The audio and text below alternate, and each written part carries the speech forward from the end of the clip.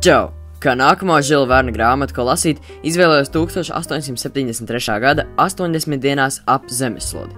Citreiz tulkot arī kā 80 dienās apkārt zemeslodē. Man šī grāmata ļoti patīk. Iespējams, tas lielākoties ir tāpēc, ka bērnībā es neskaitāms reizes skatījos šī romāna ekranizāciju franču 2001. gada animācijas filmā. Tieši tāpēc, lasot romānu, es gandrīz katru lietu atcerējos no multenes, un varoņus iztēlojos tieši tā, kā viņi bija parādīti šajā animācijas filmā. Es pat precīzi atcerējos skaņas efekts no šīs multenes. Jā, laikam tiešām to kādreiz skatījos pārāk daudz. Tāpat kā pagājušo reizi, sāksim ar pašu grāmatu. Es lasīju Zvaigznes ABC 2014. gada izdevumu ar fantastiskām Roberta Inkpena ilustrācijām. Manuprāt, grāmatas noformējums, ilustrācijas un dizains ir ļoti svarīgs, jo nereti tieši skaisti ilustrētās grāmatas man ir patikušas labāk. Man arī ļoti patīk lielā zīmētā pasaules kārta, kas iedrukāta grāmatas vāka lapas pusēs. Un vēl pēdējā detaļa, ko gribēju pieminēt. Pirms vēl pašas grāmatas sākuma ir attēlot liels pulkstenis, ko es izlasījis grāmatu atpazinu kā Phileas Fogga rokas pulksteni, un 3 kārtas. Romānā aprakstīts, ka Phileasam Foggam ļoti patika vista spēle, un tās acīm redzot ir viņa kārtas. Nebūtu jau nekas neparasts grāmatas pirmajā lapas pusē parādīt galvenā varoņa personiskās mantas, tomēr te ir kāda īpaša detaļa. 3 kārtas ir kungs, dāma un kalps, un uz kunga kārtas ir uzzīmēts grāmatas galvenais varonis, džentelmenis, varētu teikt, ka arī kungs Phileas Foggs. Blakus šai kārtī ir dāma, Phileas Fogga sieva, bet kreisajā pusē atrodas kalps āķis. Man tas tā iepatikās, kad to pirmo reizi atklāju, un patīk arī līdz šim brīdim. Tieši šī zīmējuma dēļ es vēl vairāk novērtēju ilustrātoru Robertu Inkpenu, jo var redzēt, ka viņš ir ļoti iedziļinājies stāstā un precīzi to attēlojas brīnišķīgās ilustrācijās. Bet tagad pievērsīsimies galvenajiem varoņiem, kurus jau mazliet ieskicēja aprakstot kārtas. Stāsta centrā ir Phileas Foggs, kurš noslēdz derības, ka apceļos zemeslodi 80 dienās. Atcerēsimies, ka romāns norit 19. gadsimtā. Phileas ir īsts džentelmenis, flegmātisks anglis, kuru ikdiena rit precīzi pēc pulksteņa. Viņš nekad nekavē un arī neierodas par agru. Vislabāk Phileas Fogga varētu raksturot šis citāts. Ja mēs izglābtu šo sievieti? Izglābt šo sievieti, Fogga kungs, ģenerālis atsaucās. Man vēl ietaupītas 12 stundas. Tās es varu ziedot šim uzdevumam. Lai notiek, Francis Kramatī piekrita. Jūs tomēr esat īsts sirds cilvēks. Dažreiz Phileas Foggs vienkārši atbildēja, kad man atliek laika. Foggs ceļojumā dodas ar savu sulaini āķi, reizēm tulkot arī kā paspartu. Viņš ir jauns francūzis, kurš vienmēr pret savu gribu iekļūst nepatikšanās. Tomēr āķis ir ļoti uzticīgs savam kungam Phileasam un gatavs to atbalstīt visos veidos. Ceļojuma laikā viņiem pievienojas Miss Auda, gudra un skaista indieta, kuru labi māk angļu valodu un palīdz abiem pārējiem varoņiem. Un tad vēl ir detektīvs Fiks, kurš notur Phileas Foggu par zagli un liek viņam ceļā dažādus šķēršļus, kas kavē derības. Jo, ja Phileas Foggs neieradīsies 80 dienu laikā Londonā, reformātoru kluba salonā, viņš zaudēs 20 000 mārciņu. Starp citu, romānā ir arī labi daudz lielisku joku.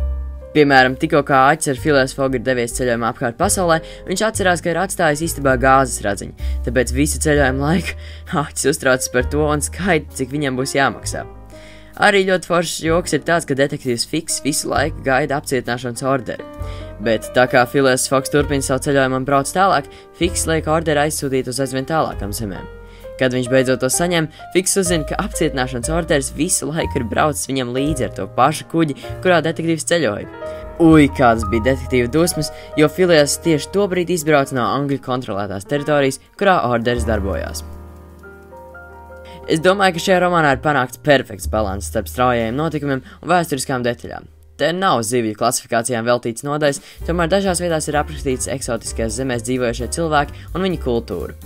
Man arī ļoti patīk tas, ka ceļojumam visu laiku varēja sekot līdzi uz pasaules kārtas, jo katra vieta, kā jau tas parasti ir Žila Verna romānos, ir uzskaitīta un pierakstīta. Es arī abrīnoju, cik interesants un spriedzes pilns šis romāns ir. Stāstam ir noteikts sākums, mērķis un gals. Derības par 20 000 rada jau pietiekams spriedzes, tomēr autors pievieno vēl daudzas aizraujošas notikumus, kas neļauj aizvērt grāmatu ciet, pirms tā vēl nav pabeigta. Ļoti bieži man ir nokaitinājušas vairākas latviešu autoru grāmatas, kurās īsti nekas nenotiek. Tāpēc biju ļoti priecīgs, ka vismaz Žils Verns intrigas un spriedzes uzturēšanas mākslas romānos ir ļoti labi apguvis, un arī pielieto to.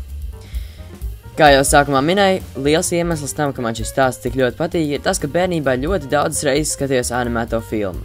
Es biju pārsteigts, kad pagājušajā gadā skolā, kad mums bija jāstāsta par izlasītajām grāmatām, kāds klases biedrs teica, ka šī ir ļoti neinteresanta grāmata un to nekādīgi nav vērts lasīt.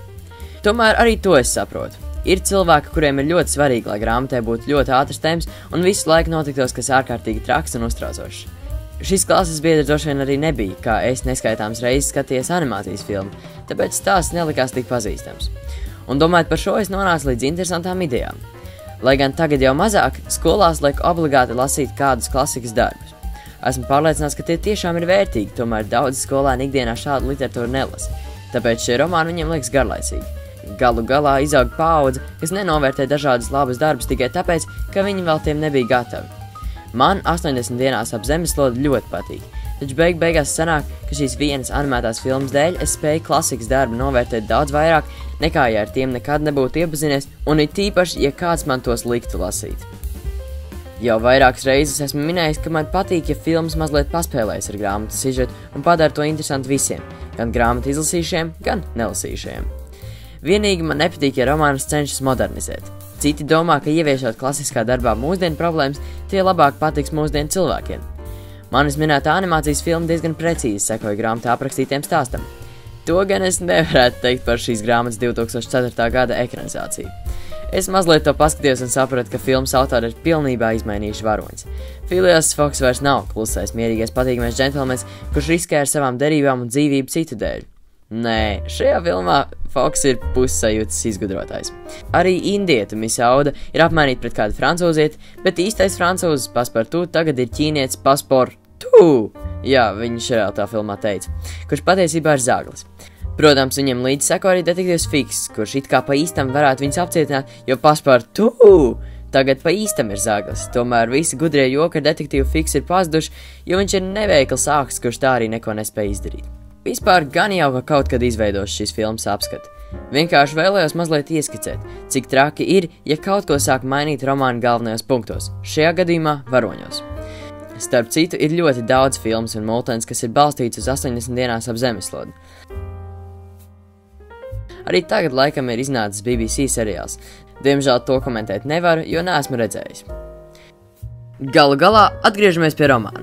Es biju ļoti priecīgs to pārlasīt un iesaku arī citiem, ja iespējams tieši šajā skaistajā Roberta Inkpena ilustrētajā versijā.